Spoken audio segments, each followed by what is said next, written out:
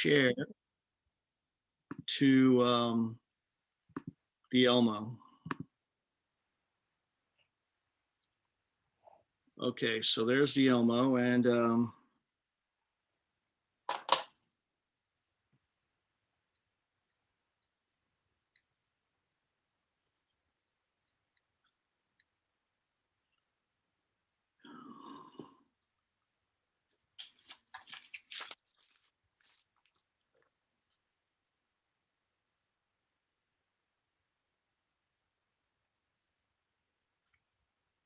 every 6 months, I got to pay the auto bill.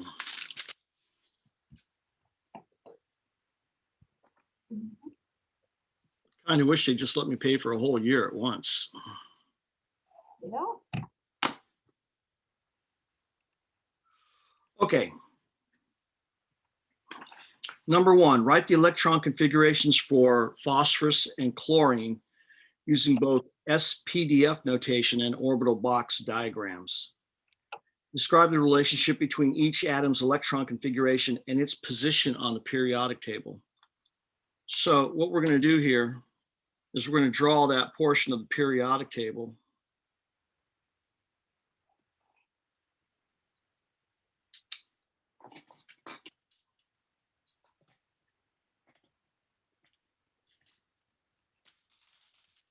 Okay, so over here, since we're comparing it to the noble gas, we're going to put the noble gas down, and we have argon, right?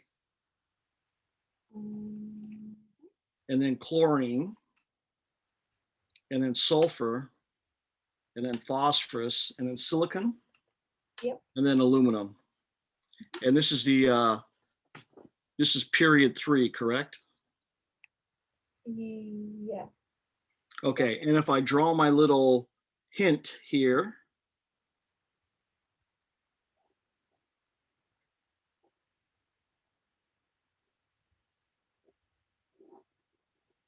and write 1s here, 2p here, 3d here, and 4f here. And, you know, I kind of put argon right there. That kind of gives me an idea of what to do.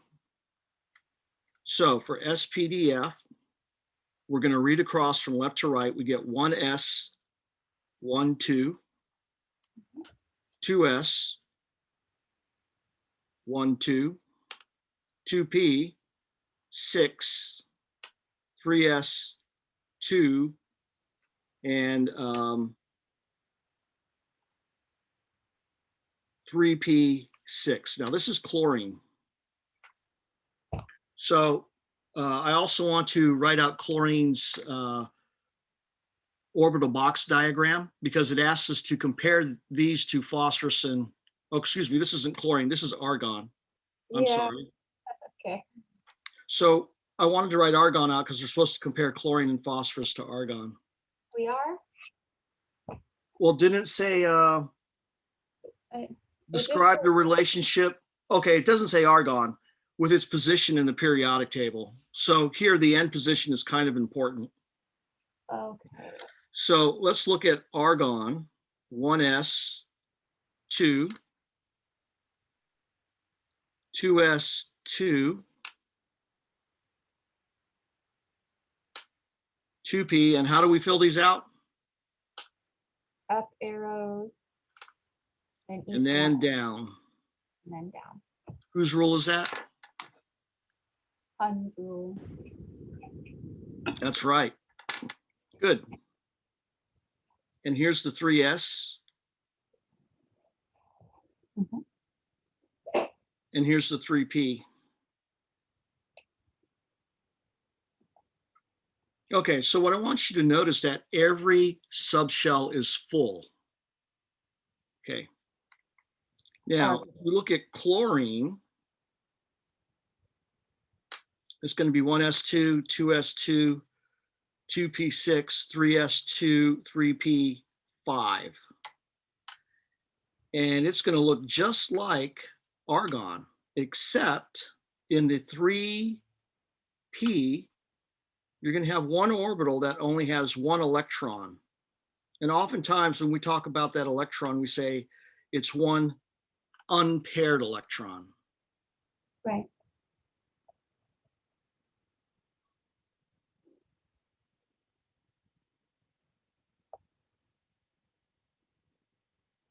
So this is your 3p. So what you're supposed to notice based on its position on the periodic table, if it's one away from the end, it'll have one orbital that's unfull, right? Yeah. Or with an unpaired one. Mhm. And if you look at phosphorus, since it's 3 away, how many orbitals do you expect to be half full? Three orbitals, Right. 3 unpaired. Now, there's probably a better way to say this than that, because if you go to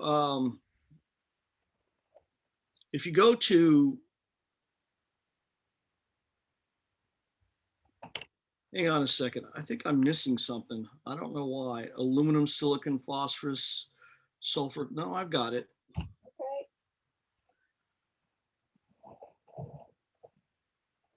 Well, so here you go.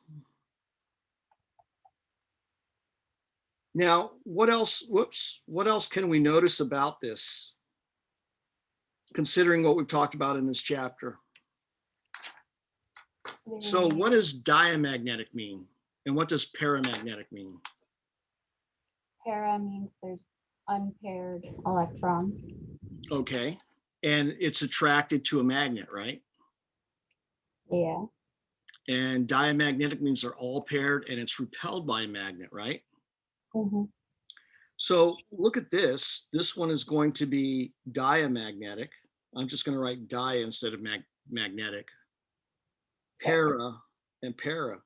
So essentially, if you look at these electron configurations, the only ones that are going to be diamagnetic are the noble gases for all practical purposes.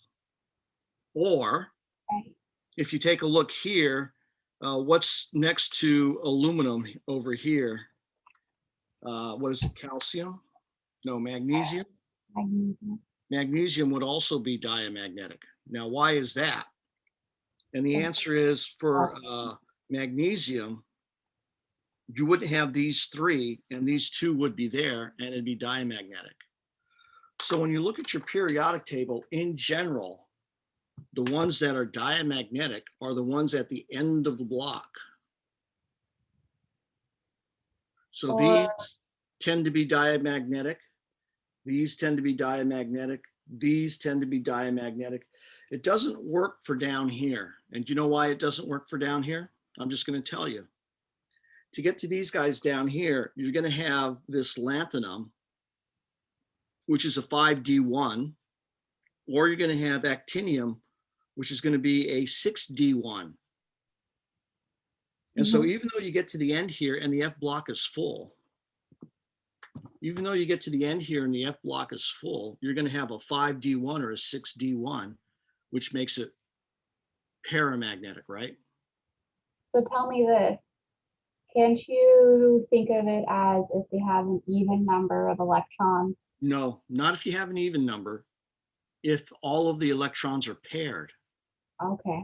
So when I say not an even number, if you take a look here at sulfur, what would the electron configuration of sulfur look like with 16 electrons? Well, it would look a lot like chlorine, but with 2 unpaired electrons, right? Yeah. So that makes it paramagnetic. So do not focus on even versus odd. Okay. Focus on orbital box notation and paired or unpaired. Okay. Now you can make it a little easier, and that's this. If you have a subshell that is not full, you're going to have an unpaired electron or 2 or 3. Right. Or, or maybe even 5, like if it's in a D. Yeah. Or 7 if it's in an F. But if the subshell is not full, that means even if it has 2 electrons in it, or 4, which is an even number, if it's not full, it will be paramagnetic. Okay. Okay. I So forgot about Hund's rule for a second. yeah. So with that, you don't need to actually write out the orbital box notation. You can just realize, you know what, that's a 3D5, it's paramagnetic. Or that's a 5D2, that's paramagnetic. Or it's a 4F 13. That's paramagnetic. Right. Okay. Or 1s2, or 1s1, I'm sorry. Paramagnetic. Fair enough? Yep. Okay, so this is a really open-ended question about what does it mean based on its position. And you could actually say, you know, the farther it is from being a noble gas, close to the noble gas, the more unpaired electrons it looks like it has. But, you know, that's only for the p block. Right. Okay. But you could also say this: in a particular block, like a 2p, a 3p, or 1s, or a 2s, the farther away from the noble gas, the more unpaired electrons it would have. Within that block. Yeah. Yeah. So here, if you look at this 2s, which is lithium and beryllium, beryllium has no unpaired electrons. Lithium has one unpaired electron. So the farther away you are, the more unpaired you have. Okay. One is more than zero. Okay. Okay, so that's that one. Do you just want to do number 2 next, or did you want to? Nah, that's okay. You okay? Because I got number 2 written out. I got the even ones written out. Okay, let's do it. Okay, we'll do it. Write the electron configurations for magnesium and argon using both SPDF and orbital box diagrams. I think for argon, we don't need to do it because we just did it, right? Sounds good. Okay, so for magnesium, it's going to be 1s2, 2s2, 2p6, 3s2, and I think that's it, isn't it? Yeah. You know, once you do a few of these, and you go through the first, 20 elements, you just get in the habit of saying 1s2, 2s2, 2p6, 3s2. It just comes naturally. Yeah, it's not difficult. Now, on the other hand, you might want to double check and make sure you have the right number of electrons. And here we have 12 electrons, and the atomic number of magnesium is 12, right? Yeah. Okay, so we're looking good. Now, the orbital box diagram is going to look like this: 1s, 2 of them, 2s, 2 of them, 2p, 6 of them, and 3s, 2 of them. Now, what's the magnetism here? Paramagnetism. Take a look. What? Oh, dia. See, I got those mixed up. Yeah, the words are weird.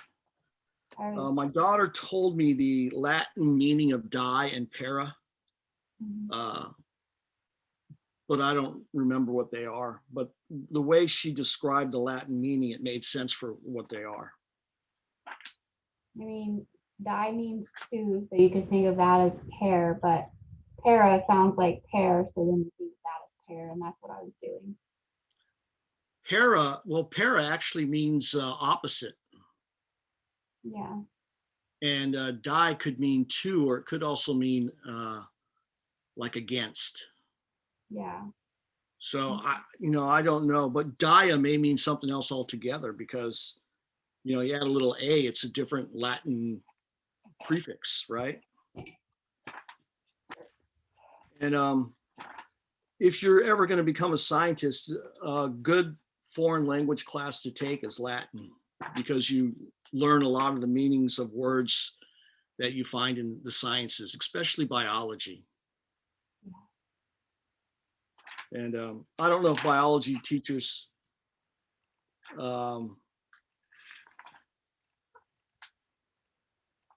promote taking of Latin classes, but they used to when I was younger. So where is that section about magnetism in our book? Do you remember? No. I could look at my notes. Ah, here we go. Page 325. So attracted to the magnet, paramagnetic, repelled, diamagnetic.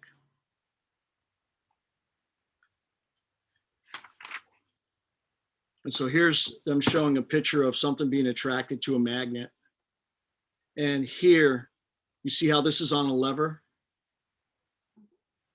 If this object is attracted to a magnet, it will be pulled down to a better position between the two magnets. And if it's not attracted to a magnet, it'll just hang there and the mass won't change. So this is a mass. And so that mass would be read up here, might be 5 grams. And you take a 5 grams of something else and you put it in here and all of a sudden it says, oh, it's 6 grams when it's not. Because when you pull this object down, the mass seems to be, actually, I should say the mass seems to be less. So instead of 5 grams, it'll look like 6 grams.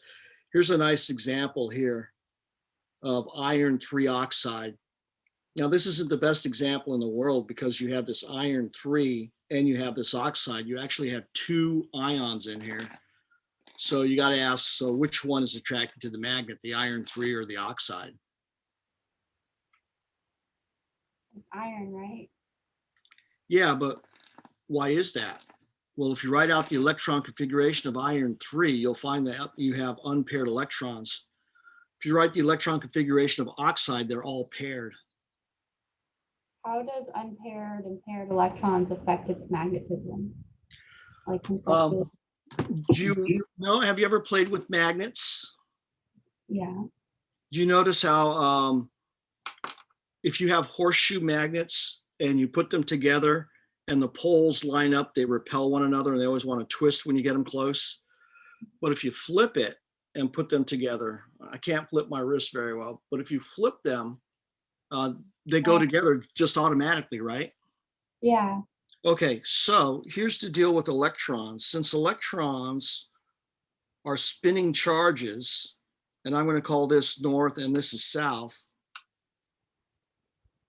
and here it's rotating or spinning in the opposite direction. So do you know what I mean by that? Imagine if you had a top and you spun it so looking down from the top it was clockwise. Yeah. But then imagine a person who's left-handed, they spin the same top. You look at it from the top, it's going to look counterclockwise. Yeah. That's what I mean by opposite spin. And that's why left-handed people have trouble spinning things, is because they look at someone else spinning it and it's spinning clockwise. So they try and spin it clockwise and it doesn't work. But if they try and spin it counterclockwise, it works great. Okay, so this would be a north and a south like this. All right. Now, it turns out when you put these two together, the magnetism cancels. Mm-hmm. My pens are dying.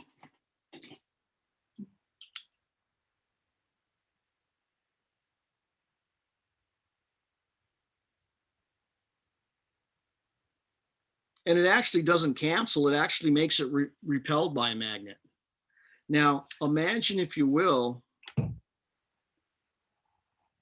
that you only have this electron. Okay, this can't be my pens. They're all dying at the same time. Oh no. Can you see that? Yeah. That is empty. Okay, class is over. I don't have any pens.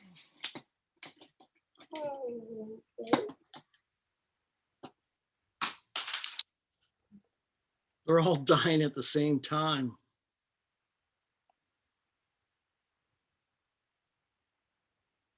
Okay, let's give it another shot here. So here, the way I've drawn this,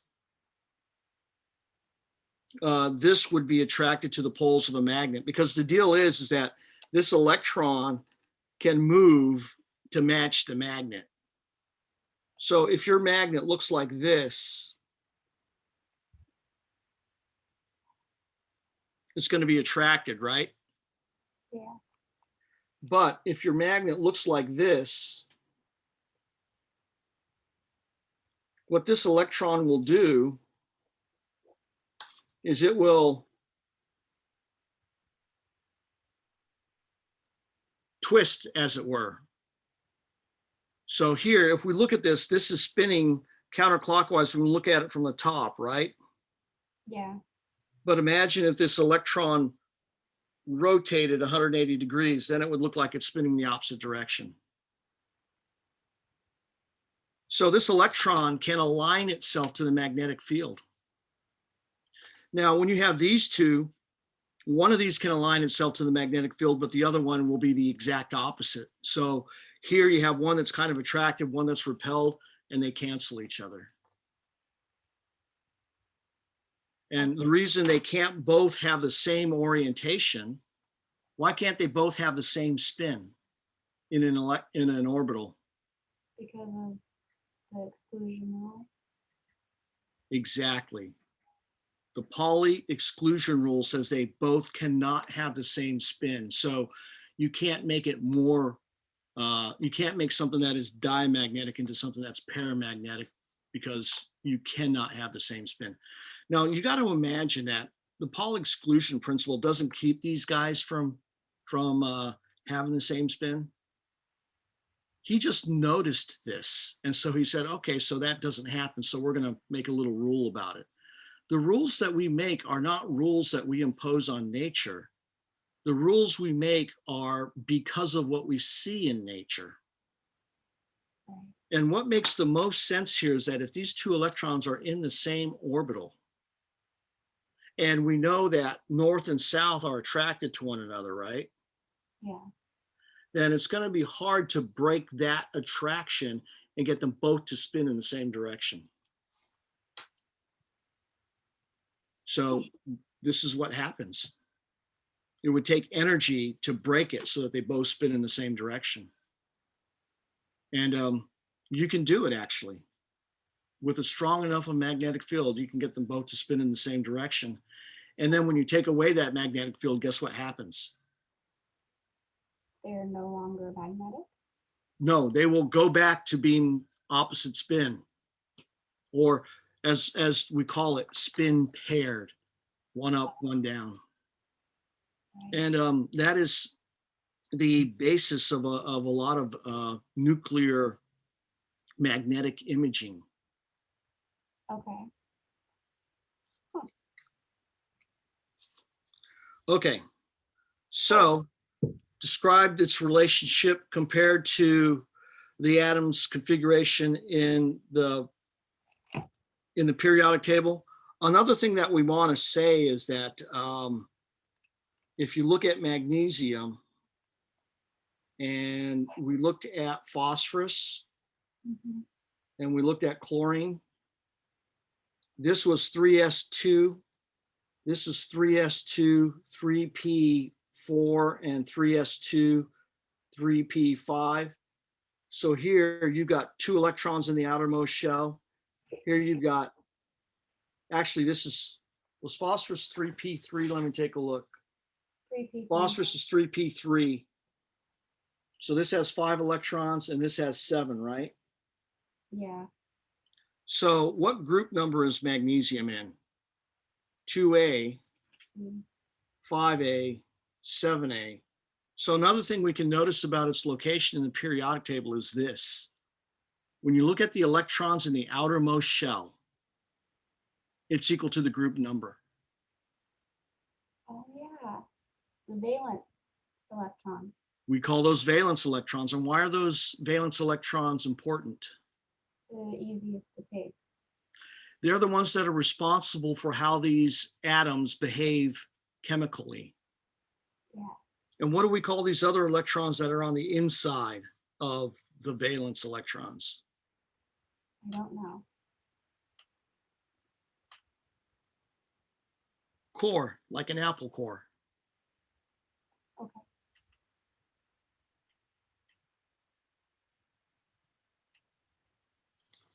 Okay, so that's number 2.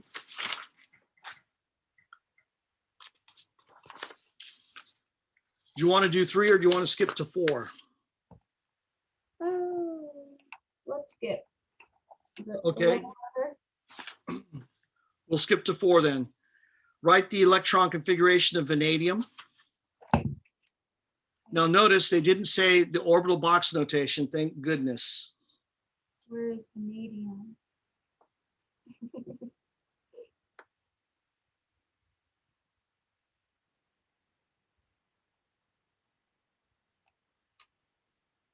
Oh, okay.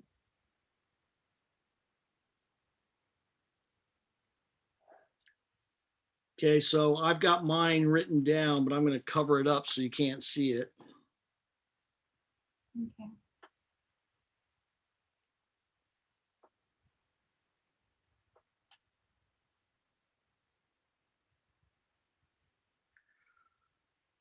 Okay, I'm done.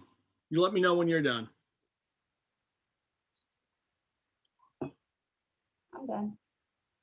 Okay, so I get 1s2, 2s2, 2p6, 3s2, 3p6, and since vanadium is in the 4th period, I get 4s2, but it's 3d3, not 4d3, right? Right. So it's 3d3. And then what does my little pigtail with the arrow mean? Rearrange. Rearrange, and we want to put them in order of stability, where on the left it's more stable and on the right it's less stable. So these are the valence electrons here, The and fourth. these are the core.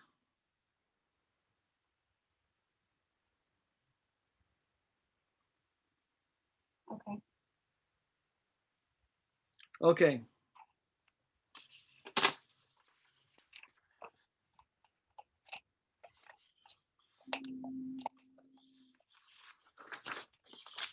Okay, 6 says refer to the book, which means it's a long problem. So we're going to go to 8. Okay. Lanthanides, once called the rare earth elements, are really only medium rare. Using noble gas and SPDF notations, depict reasonable electron configurations for the following elements. So when they say noble gas and SPDF, they're saying start with the noble gas and finish off with SPDF. So, okay. So samarium, What is if we that? take a look here, is right here. So if we look at number 62 and we go to the previous noble gas, we see that it is xenon number 54. Okay. So we're going to start at xenon for samarium. Then we do everything after that, right? Then we do everything after that. So if we look at our periodic table here, here's xenon on the far left. So next we have cesium and barium, which is in the 6th period. This Right. is 6s2, right? Yeah. So we're going to write 6s2. And then we hit lanthanum. So that's going to be 5d1, right? Yeah. Then we drop down to cerium, and we see that samarium is 1, 2, 3, 4, 5. It's 5 over. So we're going to write 4f5. Now, instead of drawing a pigtail going down, I'm going to draw it going to the right. And how would we rewrite this? Xenon 4F 5, 5D1, 6S2. Is this paramagnetic or diamagnetic? Oh gosh. Para. Para, because ultimately because we know it has an unpaired electron, but how do we know? Well, the shells aren't, the orbits aren't filled. The subshells are not filled. Subshells. So this 5D, if it were full, it'd be a 5D10 and everything would be paired. Yeah, Anything short of 5D10, you have unpaired. right.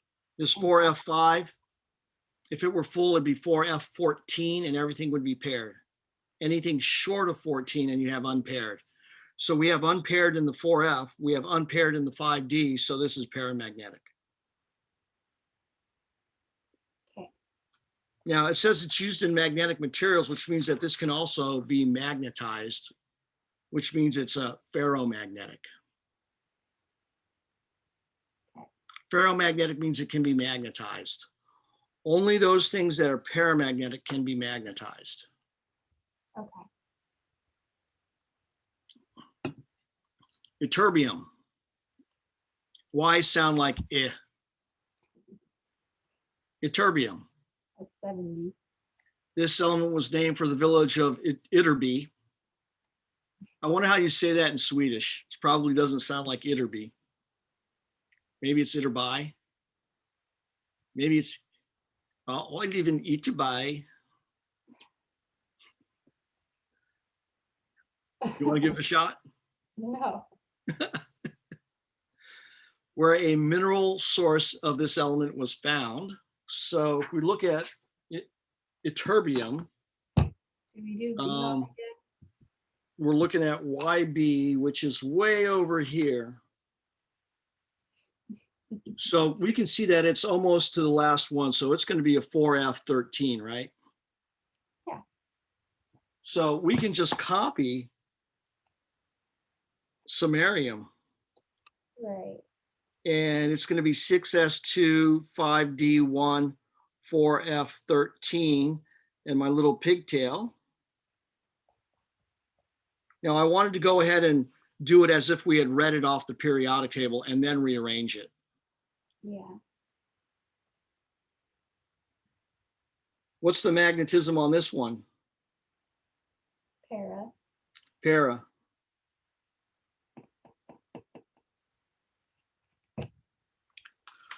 Okay, that was simple enough.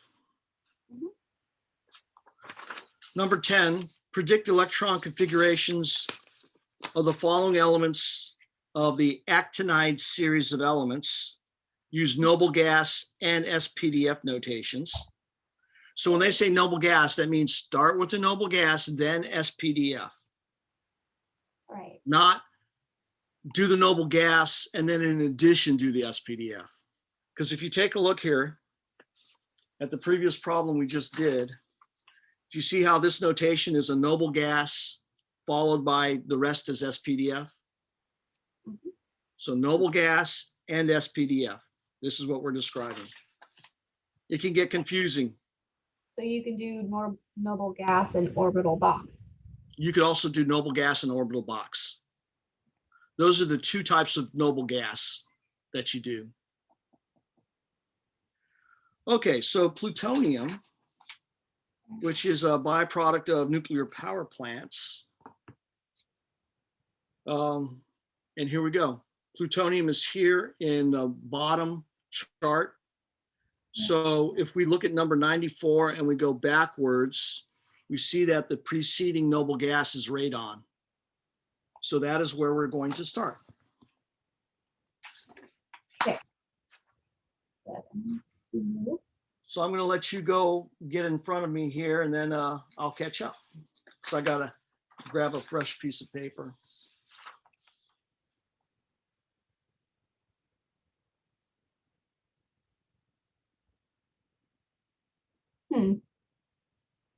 Not sure about that one. So let me show you what I'm doing. So radon is off the screen, but it is number 86 and here's 87. So we're looking at 1s, 2s, 3s, 4s, 5s, 6s, 7s. So 87 is going to be 7s2. Mhm. And then number 89 is actinium. And this is 3D, 4D, 5D, 6D. So actinium is going to be 6D1. Got that. And then we And do then we go down to number 90 and we look for plutonium 1, 2, 3, 4, 5. So this is 4F and 5F, so 5F5. We don't have to write 4F, or we do? Well, isn't 4F all going to come before radon? Yeah, I should say, isn't 4F part of radon? yeah, yeah. So that's why we don't have to write it. Just like here, actinium, right? Okay. Did we have to write 4D1 for lanthanum? Whoa, I don't know. Well, we didn't, because that 4D1 or 5D1 is part of radon. Wouldn't it be 60? What's that? Radon is 86. So if you look at radon, what are the elements that are part of radon that we don't need to write? Or what are the shells that are part of radon that we don't need to write? So if we take a look here, I'm going to trace my finger over all the ones we don't need to write. So here, 1s2 we don't write, 2s2 we don't write, 2p6 we don't write, 3s2 we don't write, 3p6 we don't write, 4s2 we don't write, 3d10 we don't write, 4p6 we don't write, 5s2 we don't write, 4d10 we don't write, 5d6 we don't write, 6s2 we don't write, and this is 5d10 we don't write, 6p we don't write, and then finally when we get to radon, we get to the end of where we start going across, and now the ones that I point at are the ones we do have to write. They're the ones that are past radon. Okay. So we have to write these two, 7s2. Actinium number 89 is past radon, so we write 3, 4, 5, 6, 6d1, right? Just the one, right? Well, because then we dropped down to here after 89, right? yeah. And then here, 90, 91, and 92 are all past radon, but see these 58, 59, 60, they all come before radon, so they're part of radon. Right. So we're going to write 1, 2, 3, 4, 5, 5d5, or excuse me, 5f5. My apologies. Okay. That's a bit tricky. And now we rearrange.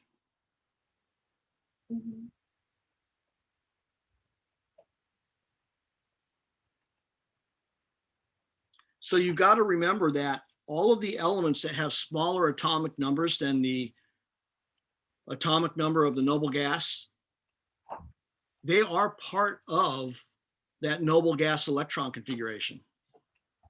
Yeah. So it's the next one. The M. Okay, good. So let's do that. Curium. So curium is right here. Let's see. So we would be starting with radon again. Where is curium? Right there. Yeah. So you would start with radon again. Okay.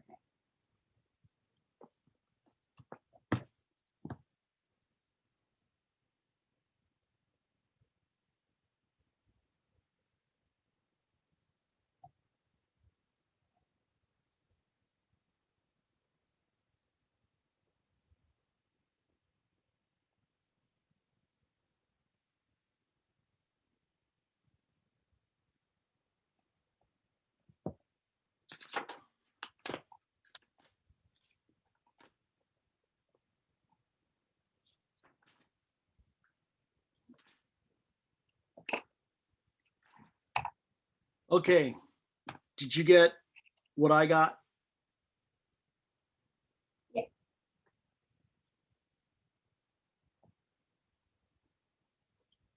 Okay. Excellent. That's really small. Oh no, I lost my tape. Okay.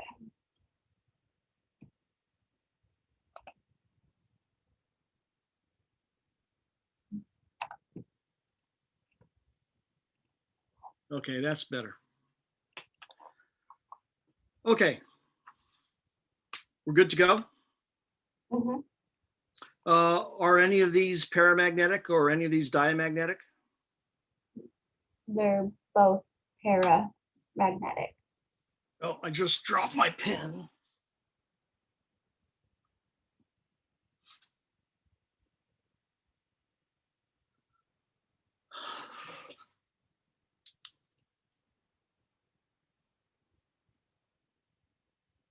Man, I'm so darn tired these days.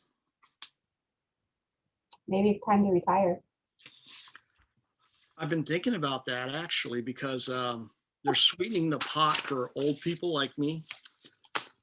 Really? If you retire right now, they'll give you an extra work year towards your retirement. So I've got 21 years now.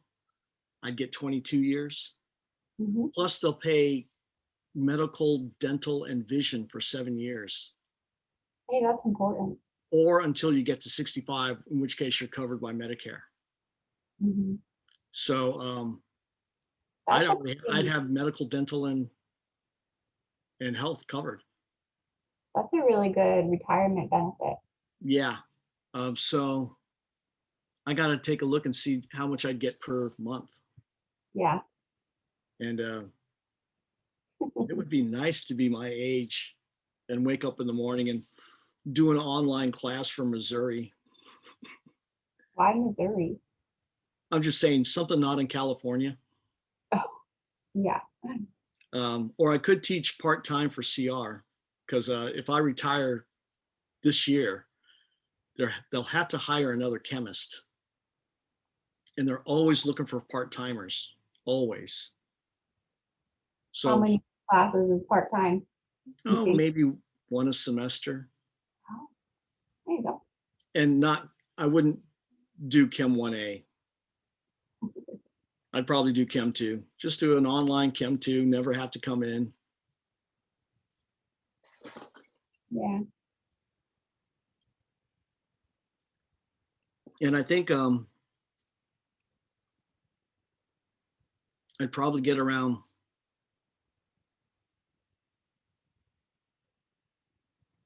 12,000 for each class.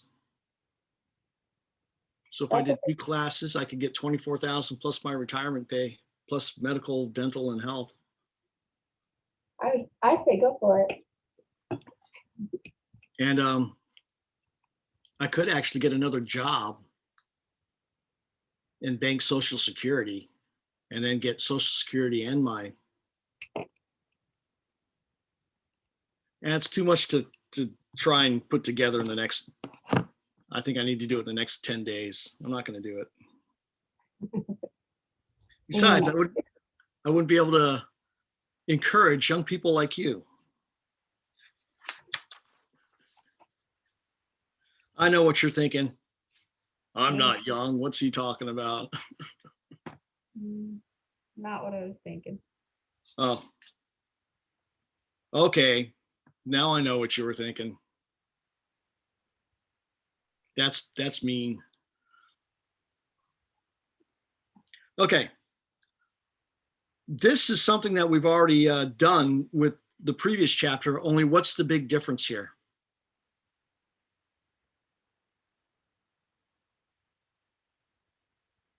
It's asking about maximum number of electrons. Right. And before it was the number of orbitals, wasn't it? Yeah. Now, because of the Pauli exclusion principle, how many electrons can you put in a single orbital? 2. 2. So here for n equal 3, what we're going to do is we can have a 3s2, right? Mm-hmm. We can have a 3p6. And I'm going to go ahead and write 3d10. And then I'm going to write 3f14. So the number on top is the number of electrons in those orbitals. Now, are any of these not allowed? Yes. Which one? 3s. 3f14, because here if n is equal to 3, f is also equal to 3, and that's not allowed, right?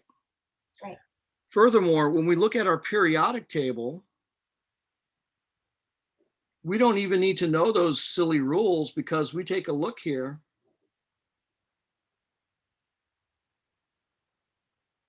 And we see, well, there's no 3F. Right. So do you remember back in the day when you were asking me about, well, is there really such a thing as like a, I think we're talking about maybe a,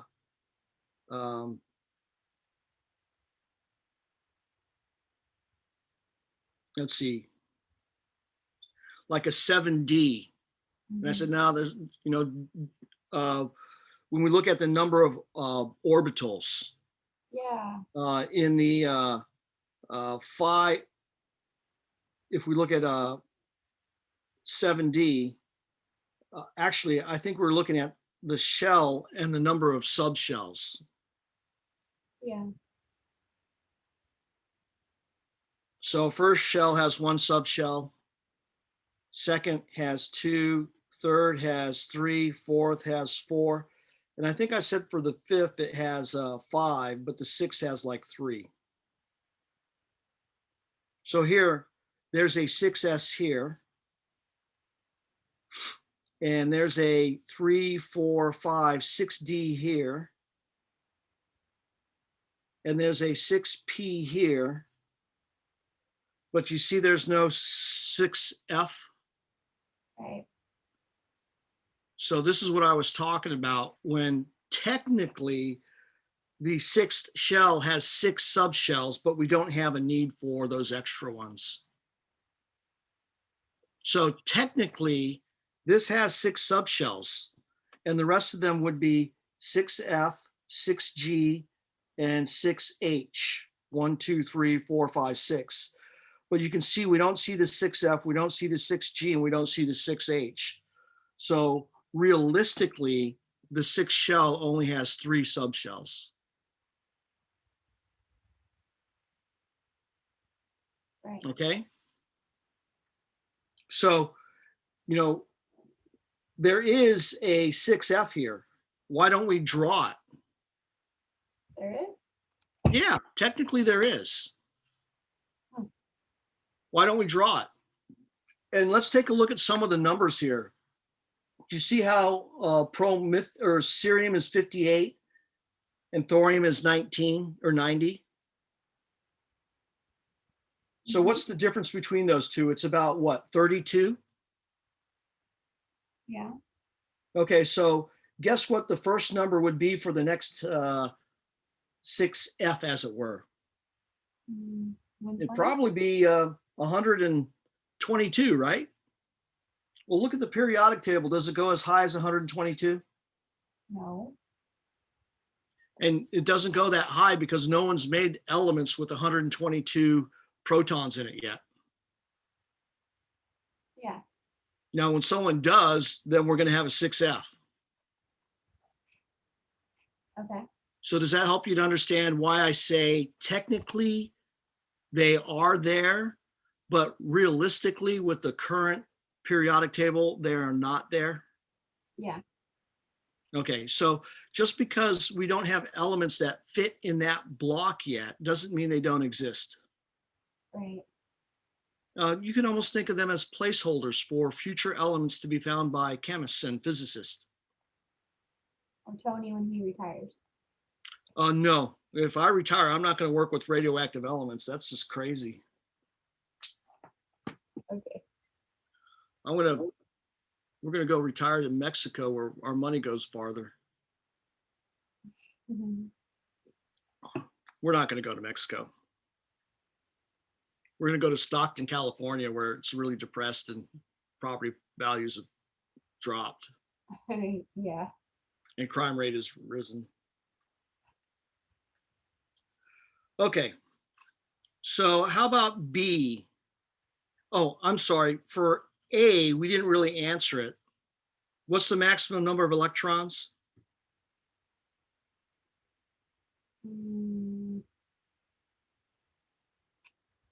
10. 18, right? 5. Okay. Oh, I was thinking. Plus 6 plus 10. Right. Okay, how about B? N equal 3 and L equal 2. So we're talking about a 3. What does 2 mean again? Let's see. S, P, D, F, 0, 1, 2, 3. So if L is 2, we're talking about a D. So we're Right. talking about a 3D subshell. Um, How many orbitals in a 3D? 5, So how many electrons? 10. And here's another really cool thing about the box, the SPDF stuff. This is an S block, right? Okay. How wide is the S block in elements? 2. And what's the maximum number of electrons you can put in an S subshell? 2. 2. Here's the D. How wide is the D in elements? 10. And what's the maximum number of electrons you can put in a D subshell? 10. And how wide is a P block in elements? 6. And how many electrons can you put maximum in that, in a P subshell? 6. And here, this is why I don't like some books. Some books actually take lanthanum and actinium and put them down here. And they don't belong down here. They belong where they are. They're not part of the F block. Okay. The F block starts with cerium and it starts with thorium. So how many elements wide is an F block? 14. 14. And what's the maximum number of electrons you can have in an F subshell? 14. 14. So the periodic table tells you the maximum number of electrons, 2, 10, 6, 14. And then if you half that, what is it telling you? 1, 5, 3, 7. That's telling you the number of orbitals, right? Right. So you can use tricks like that to help you understand or answer these questions more quickly.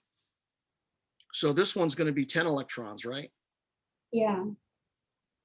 How about C? 2. 1 1. plus 1/2. Oh. Yeah. If it only gave you -1 here, and it didn't give you this, then it could be 1/2 or -1/2, and it'd be 2. Yeah. So they're telling you everything for an electron. Hopefully D gives us one like this, but without the 1/2. Oh, it doesn't. So what can we say for D? D's a trick one. I'm going to tell you right off the bat. None. None. And this is because M sub L cannot be -1 for L equals 0. The only thing M sub L can be is 0, right? Right. Okay. So let's make up our own problem. E, N is equal to 4, L is equal to 2, M sub L is equal to +2. How many electrons here? 2. 2 electrons.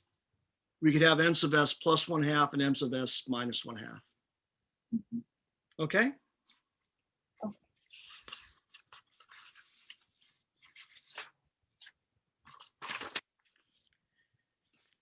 Depict the electron configuration for phosphorus using an orbital box diagram and noble gas notation. Give one possible set of 4 quantum numbers for each of the electrons beyond those of the preceding noble gas. I think we're missing an E there. No, that's how the book has it. Does it only have 2 E's, one there and one there? I guess so. Huh. Well, this is why I'm not an English major.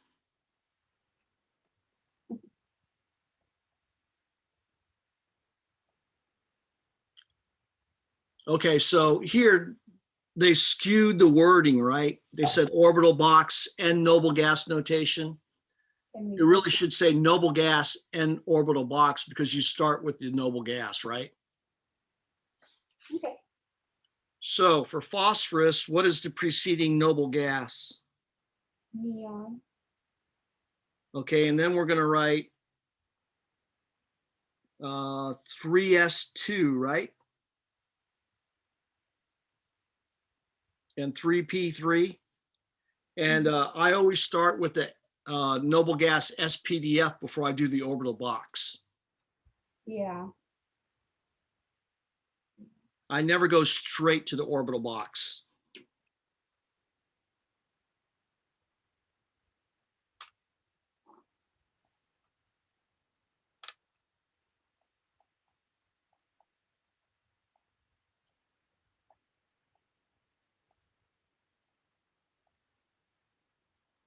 So how does that look for phosphorus for the orbital box notation? Noble gas / orbital box. Okay, give one possible set of 4 quantum numbers for each of the electrons beyond those. So here, this one, and this one, we have N, L, M sub L, and M sub S. Now they're all spin up. So what's M sub S? Plus 1/2.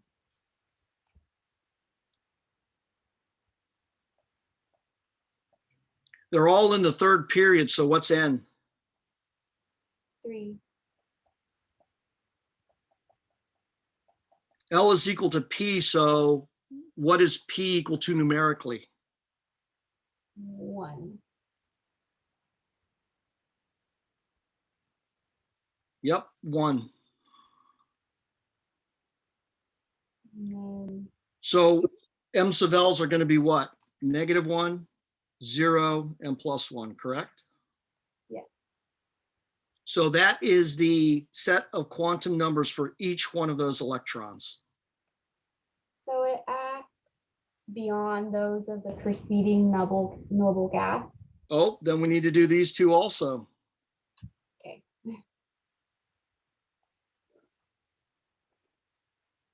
Good catch. I was really just confused. So I'm going to let you do those and then I'll write mine down and we'll compare the two. Okay.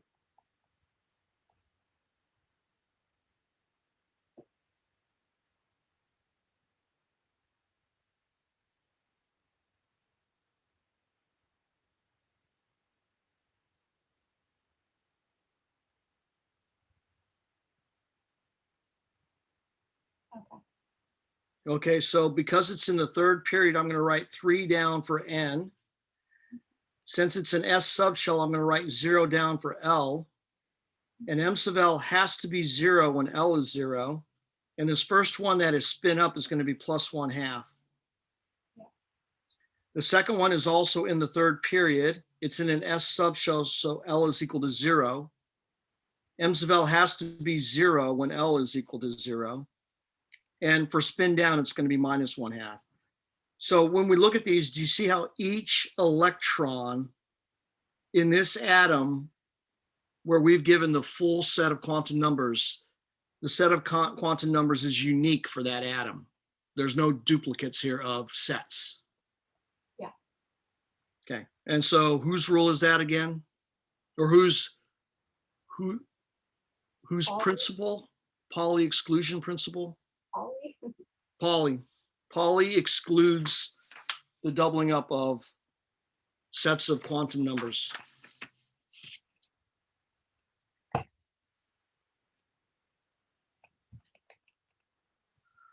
Okay, using an orbital box diagram and a noble gas notation, show the electron configuration of titanium. Give one possible set of 4 quantum numbers for each of the electrons beyond those of the preceding noble gas. So titanium is going to be preceded by argon. And again, I start with noble gas SPDF notation, then go to orbital box.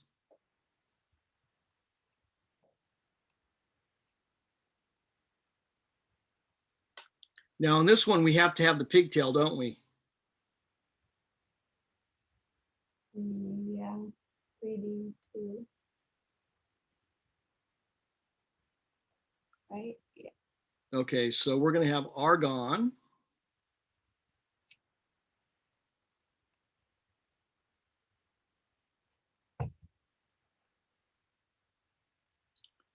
That's the 3D. And that's the 4S.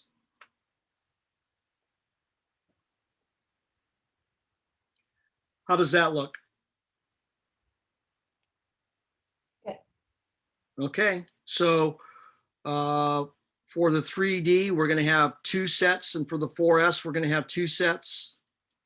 You write down your sets, I'll write down my sets, and then we'll compare them. How does that sound? Okay.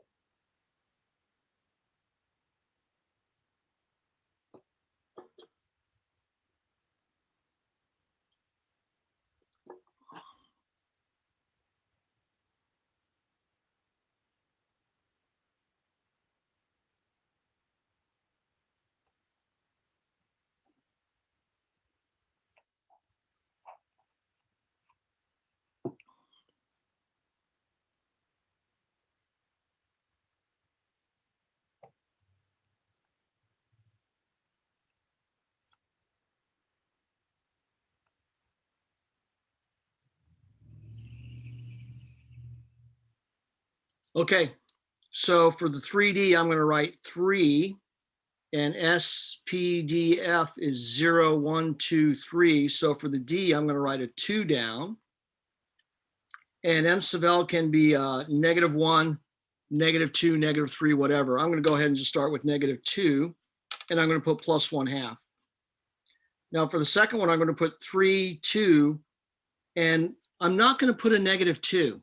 And the reason for that is if I put a -2, I'm saying both electrons are in the same orbital. Yeah. So I'm going to put a -1 here and a +1/2. So for the 3D, you have to have like a -2 and a -1, or a -2 and a 0, or a 0 and a 1. Any two between -2 and +2, but they can't be the same ones. Fair enough? So yeah, I was kind of wondering about M sub L. I can just pick any of the allowed values in this case. Yeah, I always start with the smaller ones. Okay, that's what I did. I like to go from small to big when I'm writing them out. So 4S is going to be 4, S is 0, and M sub L has to be 0, so +1/2, and 4, 0, 0, -1/2. So what was the purpose of this question? What's the takeaway here that the author was going for?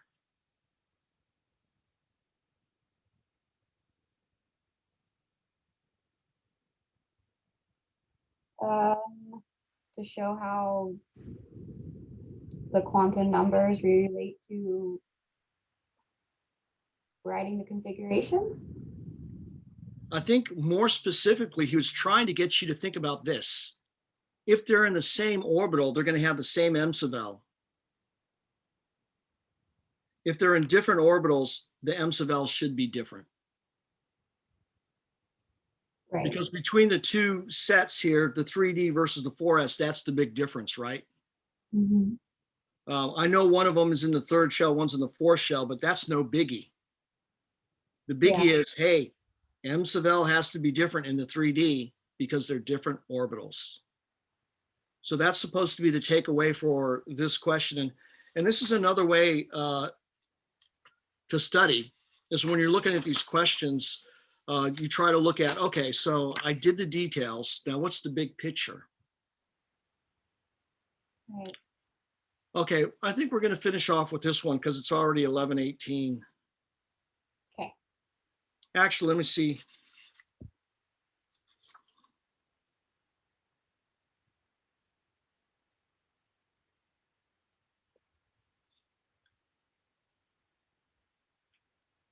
maybe we'll do 20 just so that we can end with a nice number there. Actually, starting with 20 would be good, right? Okay. Which of the following statements correctly describes the value of the effective nuclear charge, Z star? So A, the 2s electron at a large distance from a lithium atom. So here, let's take a look at lithium. Isn't lithium 1s2, 2s1? Yeah. So we're looking at this, if we draw these shells, 3 protons in the nucleus. So I'm going to put a +3 charge there. And here's the first shell.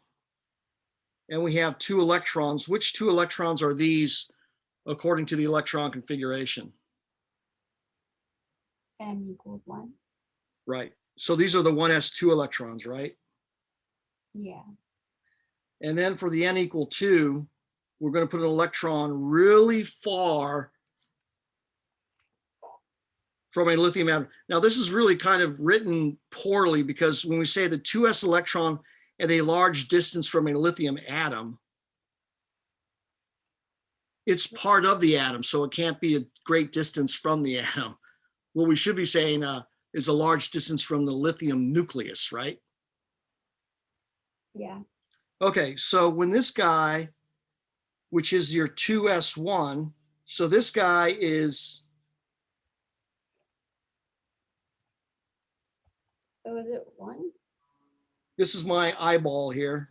So he's looking at the nucleus. What does he see? He sees a +3 and a -1 and a -1 all combined together to, as you described it, a +1. So how do you figure out these problems without kind of drawing it? You don't. Okay.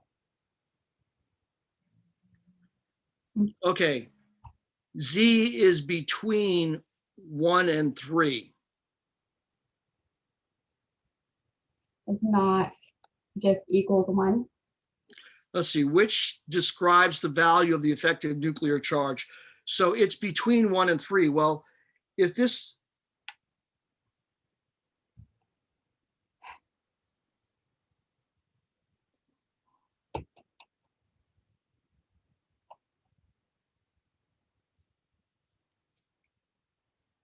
so here, this could be our 2s1, couldn't it?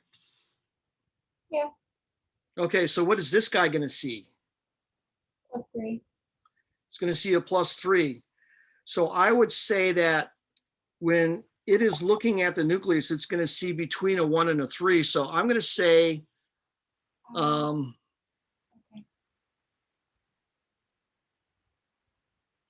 probably not, because this says, what is it going to fill when it's a large distance from the lithium atom? That's not a large distance, is it? So I think this first situation where it's far is going to be a 1, right? Yeah. And here, if it were right there and only there, then I would say a 3. So when it's a large distance from a lithium atom, I'm going to have to say for A, it's going to be a +1. Okay. How about B? The 2s electron at its most probable distance from the nucleus. Most- Well, its most probable distance is somewhere between here and here, right? Yeah. And on average, it's closer to here, right? Yeah. So we've got to say, well, you know what? We got to kind of average these things. It's going to be between a 1 and a 3, and probably closer to what? 1. Right. Closer to 1 because it's more likely to be far away than it is close. So for B, we're going to say between 1 and 3. And although they didn't ask us, we're going to say closer to 1.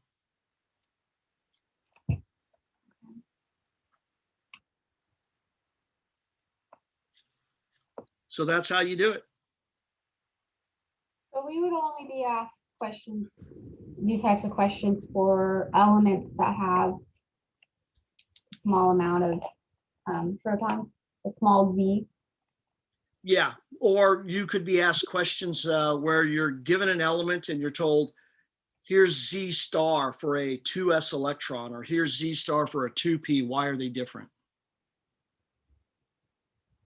Okay. So the answer is, of course, that 2p's do not penetrate as well as 2s's. So that's why it has a smaller Z star, because it tends to be farther away from the nucleus and therefore less stable. So do you remember how we were talking about that yesterday? Mhm. Okay, so those are the types of questions you could be asked about Z star, or you could be asked no question whatsoever about Z star. Who knows? One thing you will not be asked is, what is the value of Z star? What is the absolute value? You're not supposed to memorize any of those. It can be calculated though, right? They can be calculated, but not by us. You have to have these kind of fancy theoretical mathematical programs to do that. Okay. So no, not even, but I can't do it. I could probably be taught to do it, but I probably wouldn't be able to learn it well enough to be able to teach it to you guys. Right. But I can look at a chart and say, oh, this one is greater, this one's smaller. The greater number means a more stable electron because it's more attracted to the nucleus. The smaller number means it's less stable because it's less attracted to the nucleus. And here's what we're talking about stability. We're actually talking about how easy is it to take that electron away from the atom. Yeah. And if you see an electron that sees a +1 charge compared to one that sees a +3 charge, the one that sees a +3 charge is really attracted to the nucleus, so it's hard to take away. If it sees a +1 charge, it's not as attracted, so it's easy to take away. Right. So for me, it's like the difference between, a +3 charge would be chocolate. A +1 charge would be an apple. I like them both, but chocolate, you're not going to be able to pull that out of my hands. Fair enough? Yeah. Okay. Well, hopefully I'll see you again tomorrow. Yep. Okay. You have a good day. It's always a pleasure to hear you call in. Hopefully our discussions here will improve your understanding and make you more confident. Yeah. Thank you. Okay. Have a good day.